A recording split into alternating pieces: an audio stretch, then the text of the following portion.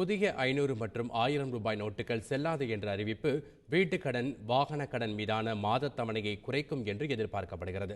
இது எப்படி குறையும் என்பதை விளக்குகிறது இன்றைய சிறப்பு பார்வை.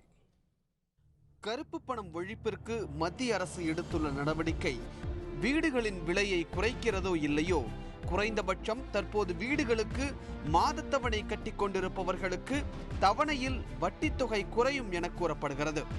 அது எப்படி என்று கேட்கிறீர்களா? கருப்பு பணம் அந்த மாதிரி தேங்கி நிற்கிற பணங்கள் மொத்தமுமே பேங்க்குக்கு வரும். பேங்க்குக்கு வந்துன்னா பொருளாதார இது நிலை ரொம்ப நல்ல பெரிய மகத்தான மாறுதல் கிடைக்கும். வங்கிகளில் நிறைய பணப்புழக்கம் இருக்கும்.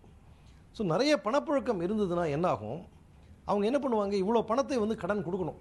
வங்கிகள் அதுக்கு தான் அந்த பணத்தை வச்சுருக்காங்க. அப்போ வட்டி விகிதம் மிகவாக குறையும். நாங்கள் எதிர்பார்க்கறது கிட்டத்தட்ட 7% வரைக்கும் வட்டி விகிதம் குறையும். இப்போ அவங்களுடைய இஎம்ஐன்னு சொல்லக்கூடிய அந்த மாதம் தவணைகள் கட்ட போகிறாங்களே, அதில் நிறைய குறையும். இதுதான் பெரிய பலன்.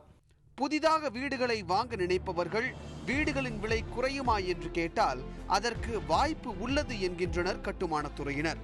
ஆனால் இந்த கருப்பு பண ஒழிப்பு நடவடிக்கை மறைமுகமாக வீடு மற்றும் வாகன கடன் வாங்கி அதற்கு மாதத்தவணை செலுத்திக் கொண்டிருப்பவர்களுக்கு பலன் தரும் என்பதே நிபுணர்களின் கருத்தாக உள்ளது.